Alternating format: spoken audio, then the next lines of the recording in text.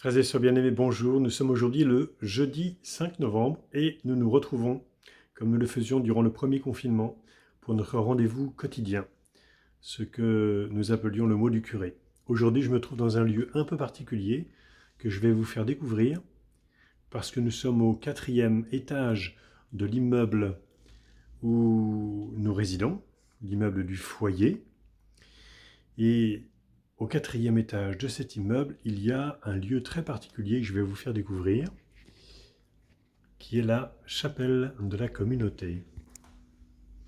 Nous nous approchons progressivement de cette chapelle, de cet oratoire. Et dans cet oratoire, nous allons découvrir ensemble quelque chose d'unique. Voilà l'oratoire où la communauté aime à se retrouver, en particulier le midi, pour dire ensemble l'office du milieu du jour.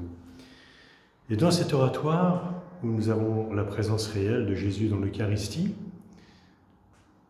nous avons l'insigne privilège de conserver le premier tabernacle de la congrégation.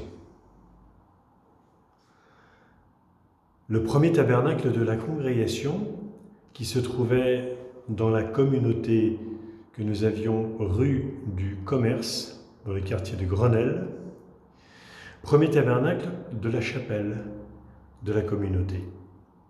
Nous l'appelons le premier tabernacle parce que dans ce tabernacle, nous avons pour la première fois conservé Jésus dans l'Eucharistie, ayant obtenu pour cela l'autorisation de l'archevêché de Paris de pouvoir célébrer dans la communauté la messe chaque jour et de conserver Jésus présent dans l'Eucharistie. C'était en 1849 et cette autorisation elle a pris forme le 15 octobre 1849, c'est pourquoi chaque année, le 15 octobre, nous aimons célébrer l'anniversaire du premier tabernacle. Notre père fondateur, Jean-Léon Le Prévost, a donc souvent célébré la messe devant ce tabernacle. Et si j'ai choisi ce lieu aujourd'hui pour vous adresser la parole, c'est parce que nous vous portons très fort dans la prière, vous qui êtes privés jusqu'à présent encore de l'Eucharistie. L'Eucharistie que nous pouvons célébrer chaque jour, nous autres prêtres et les frères de la communauté qui peuvent y participer, nous sommes intimement unis à vous. Et je voudrais aujourd'hui vous lire un passage d'une lettre que notre père Le Prévost écrivait à ses premiers frères, Clément Mionnet, Maurice Maignan et Louis Paillet, parce que le père Le Prévost était éloigné de Paris pour des raisons de santé. Il était en Normandie et l'on pourrait dire, en vérité, confiné. Loin de ses frères, il leur écrivait une très belle lettre dont je vous livre un passage qui peut nous aider à garder l'espérance et la paix du cœur dans le temps d'épreuve que nous traversons. Duclerc, le 4 septembre 1849, mes bien chers frères, je me sens pressé de bénir le Seigneur avec vous, de son extrême condescendance. Pour ces pauvres et indignes serviteurs, je l'eusse fait hier si nous n'eussions été absents tout le jour, mais combien de fois durant la journée cette douce pensée m'est venue. Et comme mon cœur était heureux et reconnaissant, dès les premières lignes de la lettre de M. Bossier, ouverte avant les autres, j'ai compris. Et par un mouvement irrésistible, je suis tombé à genoux, les larmes aux yeux, et me frappant la poitrine, comme je le faisais depuis quelque temps, je me suis écrié « Domine non sum dignus ». J'ai dit ensuite de toute l'ardeur de mon âme le Te Deum et aussi le Magnificat pour associer notre bien-aimée mère à ce grand événement que ces tendres instances auront certainement préparé. Que nous faut-il de plus? Et que nous restera-t-il à désirer désormais? Dieu a tant aimé le monde qu'il a donné son Fils unique. Et nous aussi, il a tant aimé notre faiblesse et notre misère, qu'il va descendre parmi nous, dans notre pauvre maison, pour demeurer avec nous sous le même toit, présider nos petits exercices, nous conseiller, nous diriger en toutes choses, travailler, prier, aimer avec nous et en nous. C'est sur la terre la félicité suprême. C'est le pain des anges, donné non plus à chacun de nous en particulier, mais à la petite communauté entière que le bon Maître adopte et se consacre ainsi définitivement. Oh, encore une fois, que nous reste-t-il à souhaiter en ce monde? Rien, sinon de répondre à tant de miséricorde et d'amour. C'est l'heure de nous rappeler cette parole profonde que nous crions, que nous citions un jour entre nous.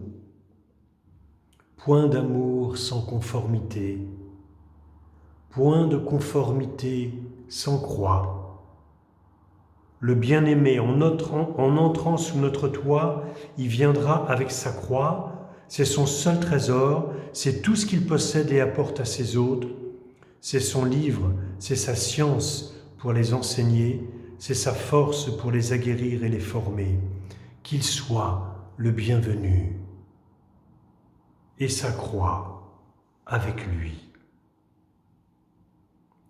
Déjà sa venue s'était fait pressentir par quelques petites atteintes et mouvements intérieurs qui nous poussaient à nous humilier, à reconnaître notre néant devant lui, à souhaiter ou à accepter au moins notre petitesse et notre abjection. À ces signes, nous aurions pu deviner son approche si nous eussions été mieux éclairés. Maintenant, il prendra soin lui-même de nous dresser à son école. Préparons donc nos cœurs et rendons-les dociles, car l'heure de devenir humble, pauvre et mortifié est enfin arrivée. Mon Dieu, vos enfants se presseront autour de vous pour vous entendre et vous contempler. Ils seront bien faibles et bien inhabiles, mais ils auront le bon désir, l'ardeur d'apprendre et une tendre confiance en vous.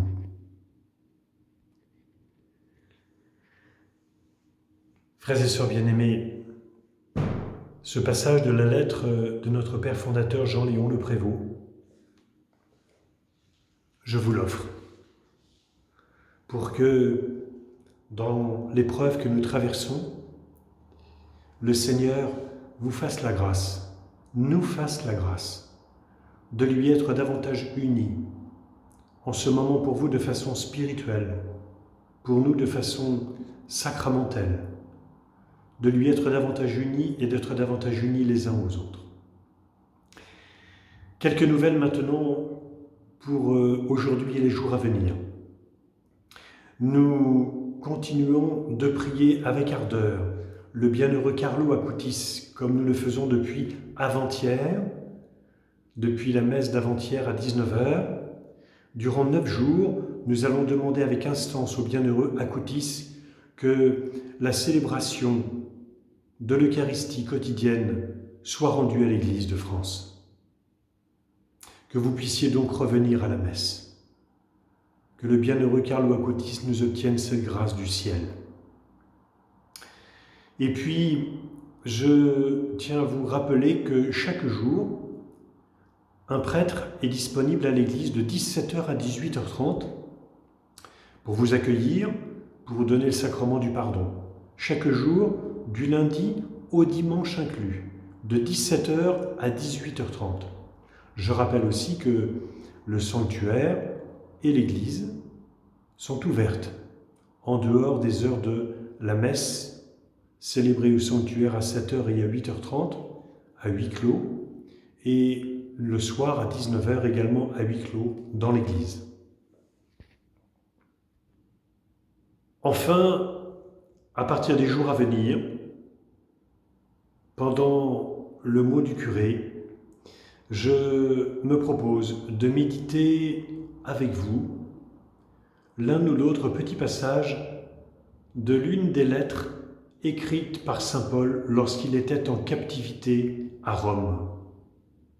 Ces lettres, ce sont celles qu'il a écrites aux Philippiens, aux Éphésiens, aux Colossiens et la lettre à Philémon.